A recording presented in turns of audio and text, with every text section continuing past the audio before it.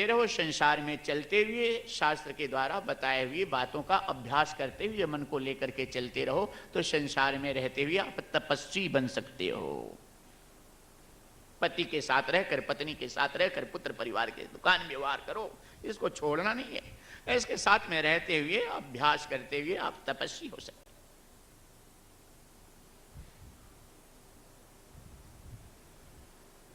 धर्म का तीसरा पग है पवित्रता। पहला पग है सत्य, दूसरा तप और तीसरा है पवित्रता। पवित्रता हमारे आपके जीवन में बहुत ही आवश्यक है। कर्म की पवित्रता सबसे पहली पवित्रता होनी चाहिए कि पवित्र कर्म करना चाहिए, अर्थात अधर्म के द्वारा धन अर्जन करने का प्रयास नहीं करना चाहिए। धर्म न्याय के द्वारा ही धर्म अर्जन का प्रयास करना चाहिए। पवित्र कर्म है। शास्त्र सम्मत जितने कर्म हैं उतने कर्म पवित्र हैं, और शास्त्र के विरुद्ध जितने भी कर्म हैं वो सब दुष्कर्म माने गए हैं। कर्म उसी को कहते हैं जो शास्त्र सम्मत हो। लोग कहते हैं महाराज हम तो कर्म कर रहे हैं, कर्तव्य का पालन कर रहे हैं, गृहस्थी चला रहे हैं, लेकिन गृहस्थी चलाने के लिए शास्त्र सम्मत ढंग से गृहस्थी चलाइए, शास्त्र सम्मत ढंग से दुकान चलाइए, शास्त्र सम्मत ढंग से किसी से व्यवहार कीजिए, पति पत्नी पुत्र और समाज से, तो तुम्हारे कर्म माने जाएंगे। और शास्त्र सम्मत की मर्यादा को तोड़ कर अगर आप दुकान धर्म पति पत्नी के साथ व्यवहार करेंगे तो उसको दुष्कर्म माना गया है।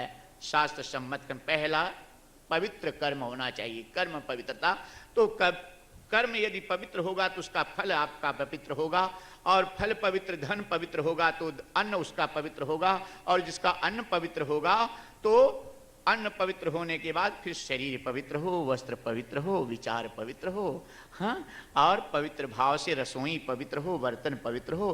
पवित्र भाव से भगवान को भोग लगाऊंगी, कन्हैया को भोग लगाऊंगी, ठाकुर जी को भोग लगाऊंगी, ऐसे भाव से गुनगुनाते हुए श्याम का गीत कीर्तन और मन में हरी हरी जपते हुए भोजन बनाना प्रेम से, सुंदर बिना कि कन्हैया को खूब अच्छा लगे, खूब अच्छी कढ़ी, खूब अच्छा भोजन, खूब अच्छा रुचि रुचि करके बनाओ कि अपने श्याम को रिझा कर खिलाऊंगी प्रेम पूर्वक। और भगवान को भोग लगाने के बाद प्रसन्नता पूर्वक अपने परिवार को भोजन करना, ये पवित्र हो गया। और ऐसा भोजन करने पर तब मन पवित्र होगा और बुद्धि पवित्र होगी, और जिसका मन और बुद्धि पवित्र होगी वो पवित्र आत्मा की तरफ, अंतर जगत में अपने परम लक्ष्य की तरफ, परमानंद की तरफ, परम शांति आत्मरस की तरफ बढ़ने का प्रयास करेगी।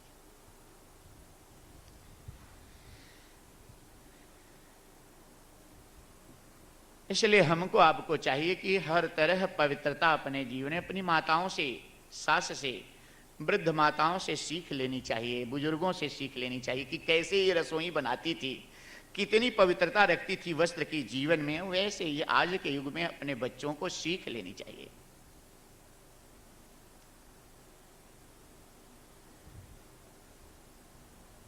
और चौथा अंग है दान, दया। दया दान भी आपके जीवन में आवश्यक है। यदि आपके पास धन नहीं है तो उसकी चिंता नहीं करना है कि धन नहीं है तो मैं दान कैसे करूं। धन नहीं है तो आप मान दान तो के दे सकते हो, प्रेम दान तो दे सकते हो, मधुर वाणी का दान तो दे सकते हो, श्रम दान तो दे सकते हो, ये तो कर सकते हो।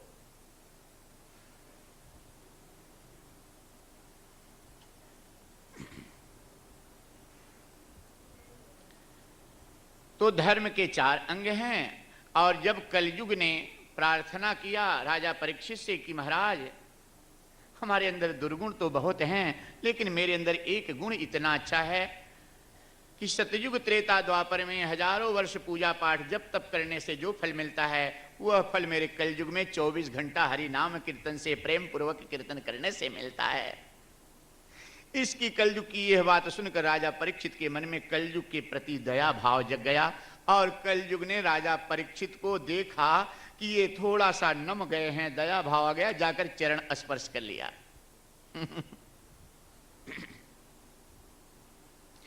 ये छुआछूत की बात, ये हमारे जातिवाद और छुआछूत का जहर हमारे देश में सबसे भयंकर शत्रु बन गया है। हम लोगों का सबसे भयंकर शत्रु है यह छुआछूत और जाति पात का भेदभाव।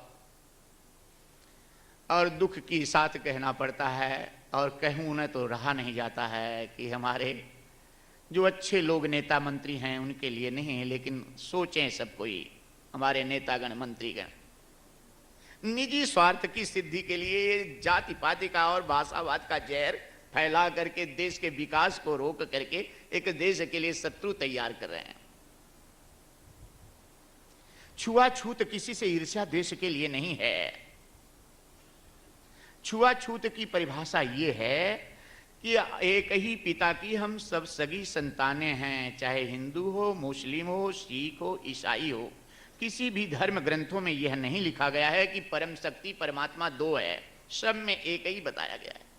उसका नाम चाहे जो दे दो, तो हम सब सगे एक ही परमात्मा की संतानें, जितने भी मानव जीव हैं एक ही पिता के पुत्र हैं। इसलिए हम सगे भाई हैं, चाहे ब्राह्मण हो, चाहे क्षत्रिय हो, चाहे वैश्य हो, चाहे शूद्र हो, हम सब एक ही पिता के पुत्र हैं।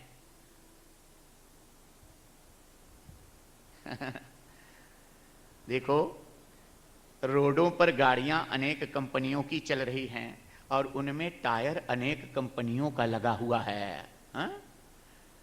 लेकिन हवा,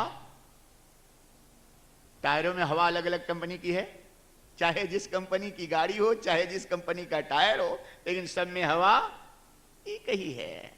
चाहे जो धर्म हो, चाहे जो जाति हो, चाहे स्त्री हो, चाहे पुरुष हो, लेकिन चैतन्य तत्व सब में एक है। तो इस तरह से हम एक ही सगे भाई सब मानव हैं। तो चार भाई जैसे हुए, चारों में कोई शिक्षा देने लगा तो मास्टर हो गया, कोई पूजा पाठ करने लगा तो पंडित जी हो गया, कोई व्यापार खेती करने लगा, व्यापार करने लगा तो वैश्य हो गया, और कोई खेती सेवा का काम करने लगा तो वो शूद्र हो गया। नाम कर्मों का है, जीव का और जाति का, मानव का नाम नहीं, कर्मों की नाम उपाधि है। जो जिस तरह का कर्म, चाहे जो जीव उस तरह का कर्म करे, उसका नाम वो है। और इस समय ईर्ष्यावश ऐसा नहीं हुआ, चारों की आवश्यकता थी, चारों में जैसा गुण था वैसा चारों ने अपनाया। हाँ, त्रिगुणमयी ये माया है, तमोगुण, रजोगुण, सतोगुण। तो सतोगुण प्रधान जिसकी बुद्धि थी वो पूजा पाठ करने लगा, रजोगुण प्रधान और सतोगुण मिश्रित बुद्धि थी वो शिक्षा देने लगा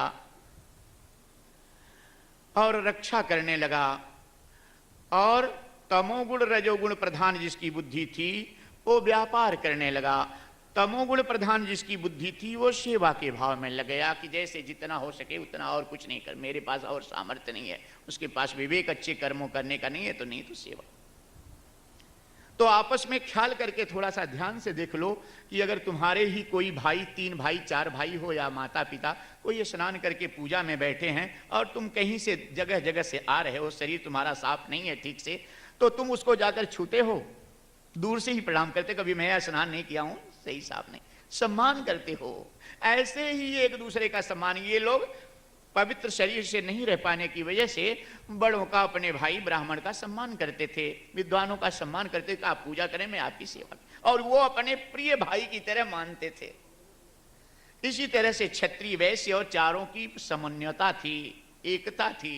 हमारे शरीर में 4 वर्णों की व्याख्या की गई है। हमारे इस मुख को ब्राह्मण कहा गया है, हाथ को क्षत्रिय बताया गया है, पेट को वैश्य बताया गया है, और पैर को शूद्र बताया गया है। हाँ? पैर को शूद्र। लेकिन देखिए समानता, कोई किसी से ईर्ष्या करता है? हाँ, यहां मुख हमारा पैर से कभी ईर्ष्या करता है?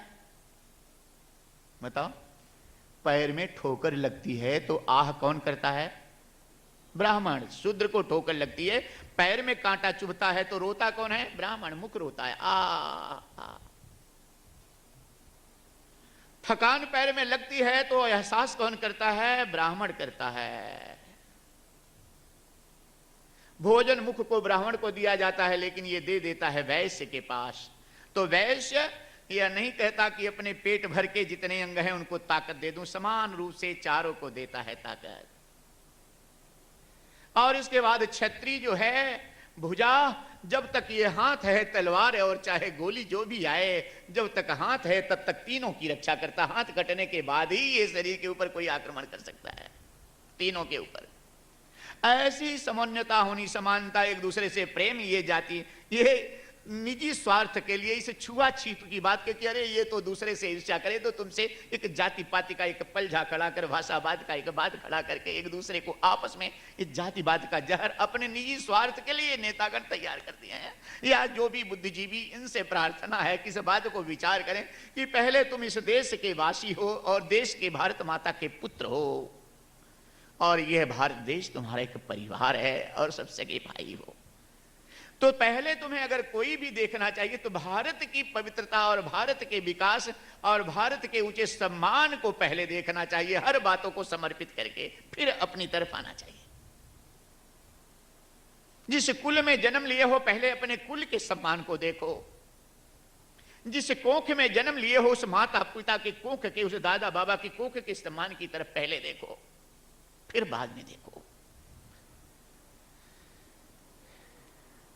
तो यह आपको बता दूं, बड़ा छोटा सा सुंदर दृष्टांत आता है, प्रसंग रह जाता है, हमें चलना है, सुखदेव जी भगवान को बुलाना है आज यहाँ पर पूजन के लिए। एक रामू और श्यामू दो शिष्य थे गुरु के। अब तो परंपरा ही कुछ हल्की होती जा रही, लेकिन 12 वर्ष तक पूजा पाठ करने से जो फल मिलता है उतना फल 1 घंटा आधा घंटा गुरु के चरणों की सेवा पूजा या उनके सानिध्य में रहने से मिलता है। संत की सेवा से या सानिध्य में रहने से मिलता है। और जब आपका मन भगवान में न लग पाए, हर प्रयासों से थक जाएं, तब आप किसी संत का सहारा ले लें, कुछ दिन किसी भक्त के और गुरु की शरण में रहकर साथ में रह लें, निश्चय है आपका मन भक्ति रंग में रंग जाएगा, प्रभु की तरफ चलने लगेगा।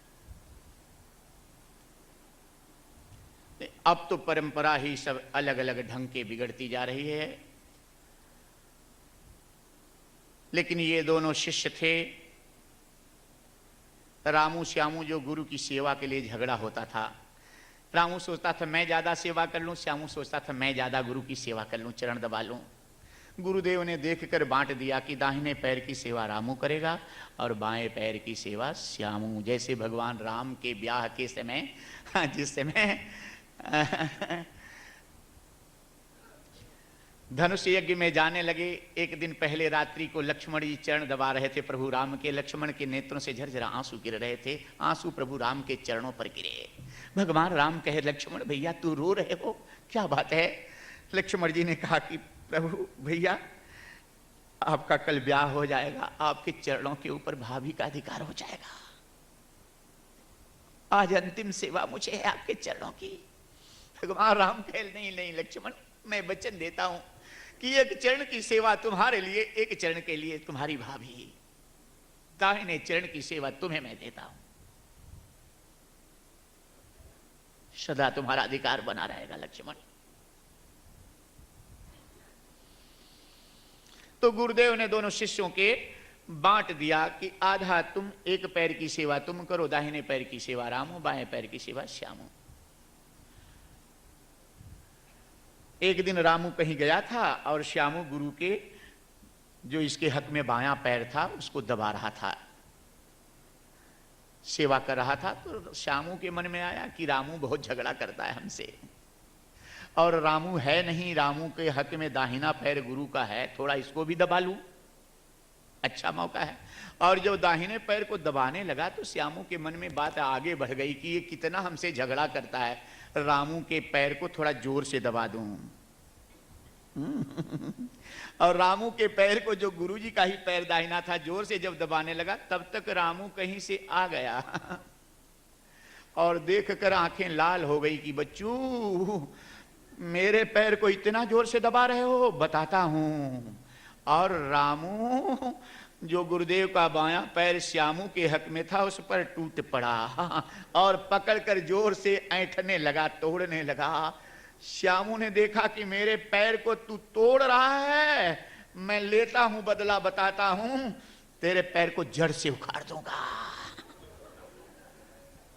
दाहिने पैर को श्यामू तोड़ने लगा, बाएं पैर को रामू तोड़ने लगा। पीड़ा सहन गुरुजी से हुई नहीं, चिल्ला पड़े कि चेला लोग प्राण गया, अब छोड़ दो, मत तोड़ो, अब सहन नहीं हो रहा है। दोनों चेलों ने कहा गुरुदेव आज मत आप बीच में बोलो, हम लोगों की आपस की लड़ाई है।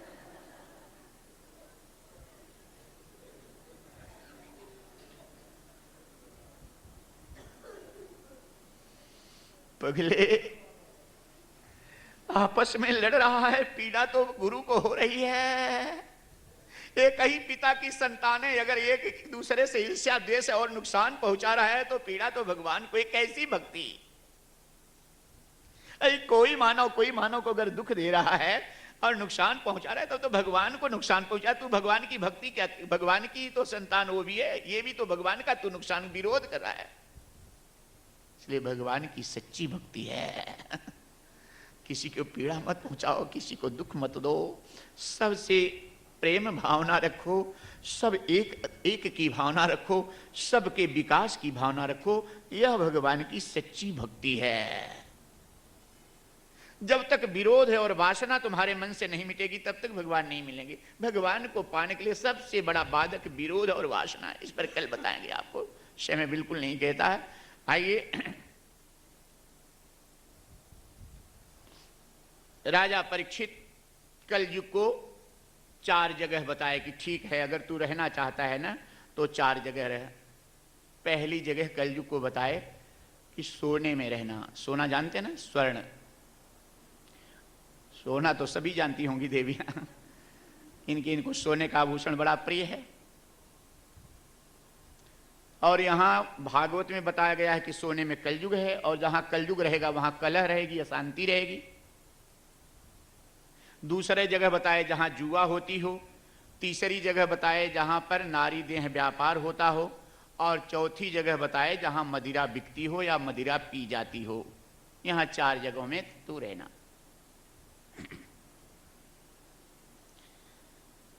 लेकिन अब देवियों से अगर कह दिया जाए कि सोना में कलयुग रहता है, तुम अपने आभूषण सोने के निकाल के फेंक दो, दे दो कहीं, तो कल से कथा में आना बंद कर देंगी कि महाराज आपकी कथा अपने पास रखो, हम तो सोने का आभूषण नहीं फेंकना चाहती। क्योंकि नारी का स्वभाव है सोने से बहुत प्रेम, आभूषण से बहुत प्रेम इनका है, स्वभाव बस। राजा दशरथ इसी में धोखा खा गए। जब कैकेयी ने कहा कि मैं कुछ वरदान मांगना चाहती हूं, तो राजा दशरथ सोचे कि थाती छाड़ी न मांगे काऊ। नारियों का स्वभाव है धन और संपत्ति मांगना, आभूषण मानना। और दशरथ धन लखी धन जल जाई, मेरे पास धन इतना है कि कुबेर भी शर्मिंदा होते हैं। तो अरे कैकेयी, अरे रानी तू 2 वरदान क्या मांगेगी, 4 मांग ले, जो चाहिए मांग ले।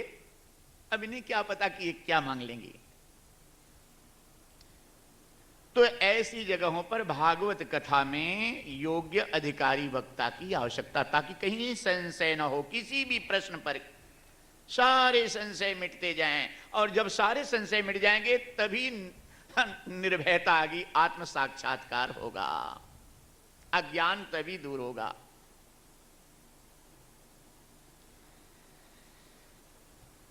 तो राजा परीक्षित कलयुग को बताए किस सोने में रहने के लिए, जो अधर्म, भ्रष्टाचार, झूठ, बेईमानी और कपट से कमाए हुए पैसे के द्वारा सोना खरीदा जाए, उस सोने में निवास करना। जो न्याय, नीति, धर्म और ईमानदारी, परिश्रम से कमाए हुए पैसे के सोने में कलयुग वास नहीं करता। ऐसा सोना जिसके पास रहता है वो प्रातः दर्शनीय शुभ माना गया है। क्योंकि भागवत में भी लिखा गया है 12वें स्कंद में कि भादव मास की पूर्णिमा के दिन सोने के सिंहासन पर भागवत महापुराण की पोथी रख करके सचरित सनि भक्तनिष्ठ ब्रह्मनिष्ठ संत ब्राह्मण को दान करने से स्वर्ग की प्राप्ति होती है, मोक्ष मिलता है। उपनिषद में व्याख्या की गई है सोने की, दान की व्याख्या में सबसे श्रेष्ठ दान द्रव्य दान, द्रव्य दान से श्रेष्ठ दान स्वर्ण दान, स्वर्ण दान से श्रेष्ठ दान गौ दान, गौ दान से श्रेष्ठ दान भूमि दान, और भूमि दान से भी श्रेष्ठ दान कन्या दान। हाँ, इतना बड़ा दान कन्यादान है। कन्याओं को होने पर कितने लोग नाराज होते हैं, महाराज बेटी हो गई, तुम्हारे कुल को ताड़ने आ गई। बेटी जिसके कोख में नहीं, उसकी मां की कोख पवित्र नहीं होती। और कन्यादान से भी बड़ा दान अन्नदान, सबसे बड़ा दान अन्नदान, और अन्नदान से भी बड़ा दान ज्ञान दान होता है, जो कि आप लोग इस ज्ञान दान को स्वीकार कर रहे हैं, इसलिए आप सबके आभारी हैं। क्योंकि दान लेने वाला नहीं हो तो दान देंगे किसको। यह ज्ञान दान जितना ही दिया जाता है उतना ही इसकी वृद्धि होती है। इसलिए जो संत भक्तगण हैं वो सदा इच्छुक रहते हैं कि हमारे इस ज्ञान दान को लेने वाले भक्तगण लेकर अपना जीवन धन्य करें। उनका कर्तव्य होता है कि इसका दान करते रहें निस्वार्थ भाव से, बिना किसी इच्छा अपेक्षा के कर्तव्य मानकर अपने इस ज्ञान दान को देते रहें, सत्संग करते रहें और कराते रहें।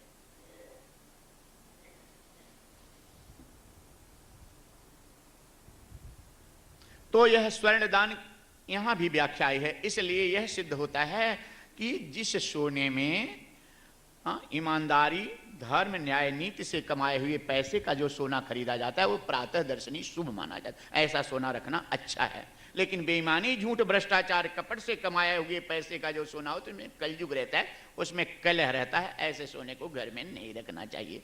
ऐसे सोने को घर में न रखने का मतलब है कि झूठ, बेईमानी, भ्रष्टाचार, कपट को छोड़ना चाहिए, तो शांति का जीवन आपका हो सकता है।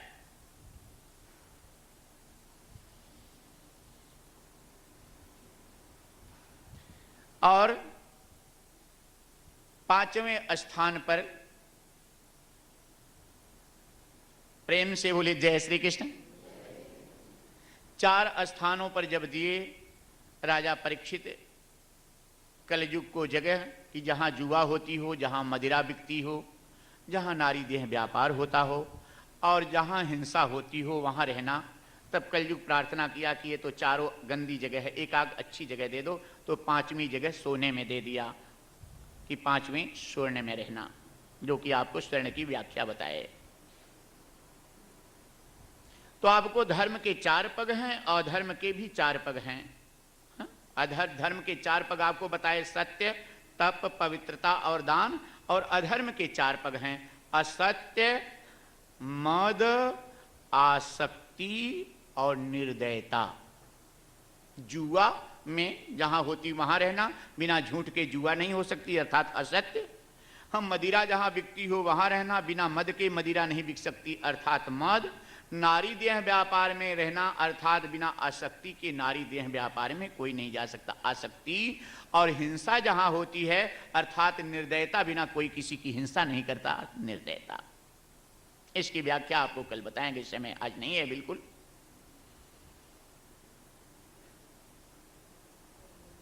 सुखदेव भगवान का आगमन तो करना रह गया और दूर दूर से आए हुए भक्त हैं, इसलिए ज़्यादा इनका समय भी लेना ठीक नहीं है, ताकि समय से सब आएं। विलंब होने पर आना ही बंद कर दें तो क्या भरोसा है ना। इसलिए श्रोताओं को संभालना बहुत आवश्यक होता है कि ताकि इनका मन लगा रहे, जितनी इनकी क्षमता हो उतना इनको देते रहो। ज़्यादा भार देने पर कल से भाग जाए, नहीं आएंगे महाराज बहुत देर तक कथा कहते हैं, तो क्या करें। इसलिए कल के लिए ख्याल करके हमें ज़्यादा देर तक कथा नहीं करनी है, समय से ही रोकना है कथा को।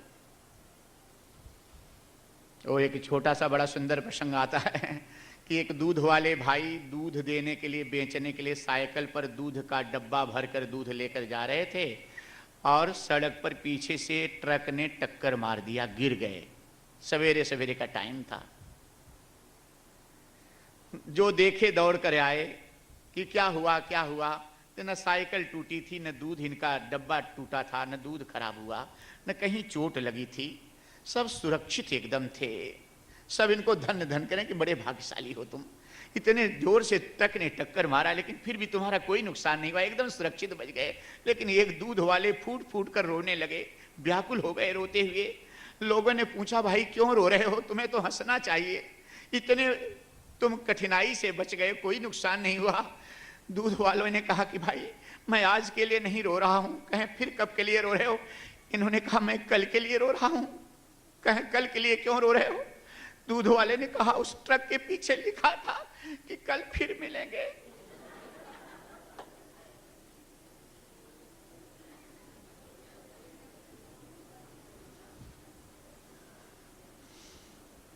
अगर यही दशा काल फिर की तो आज तो बच गए, कल का होगा। इसलिए आप लोगों से अभी कल फिर मिलना है, 9 दिन तक मिलना है, आप लोगों को संभाल कर चलना है।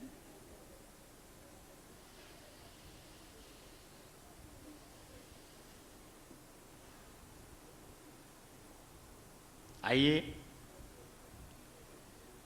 सुखदेव जी महाराज को नमन कर लिया जाए। राजा परीक्षित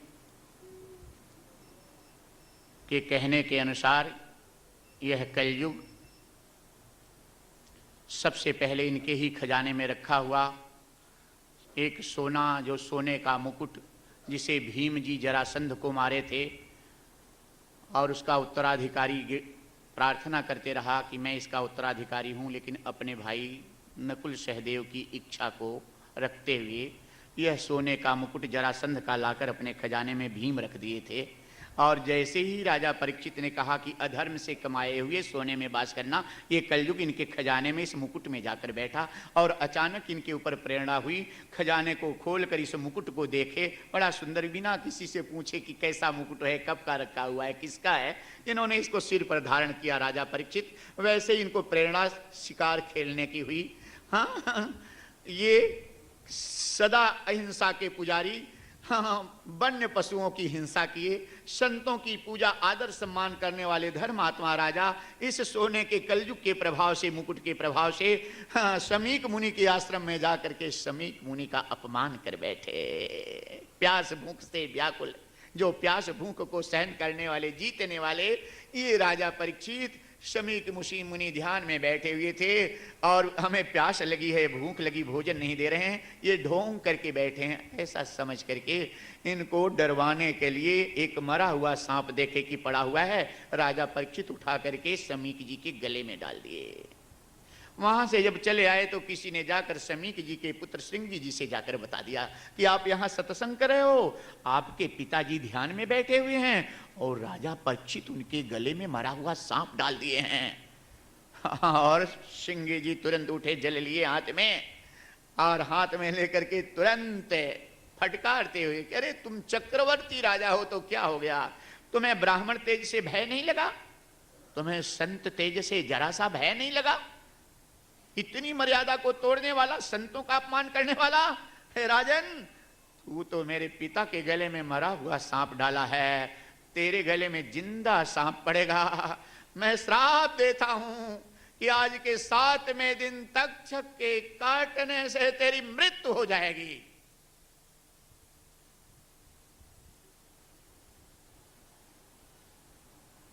राजा परीक्षित जब इस मुकुट को उतारे, इन्हें होश आया, पश्चाताप कर रहे थे, तब तक श्राप की बात सुन करके राजा परीक्षित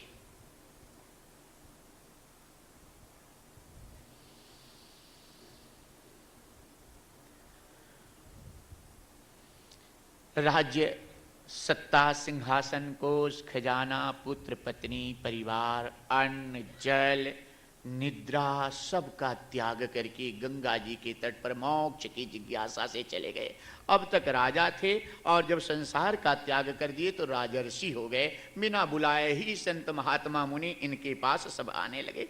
जो भी आते थे एक ही प्रार्थना करते थे कि मैं पापी हूं, मैंने संत का अपमान किया है, मैंने संत की निंदा की है, मुझसे पाप हुआ है, मुझे क्षमा कर दो, मुझे श्राप हुआ है 7वें दिन तक चुकी काटने से मेरी मृत्यु हो, मेरे मोक्ष का 7 दिन में ही कोई उपाय है, साधन है तो हमें बताने की कृपा करें, हम आपकी शरण में हैं। लेकिन जितने भी मुनि संत महात्मा आए, वहां पर विद्वान आए, 7 दिन में मेरी मृत्यु आ जाए तो अपने लिए सोचने लगे।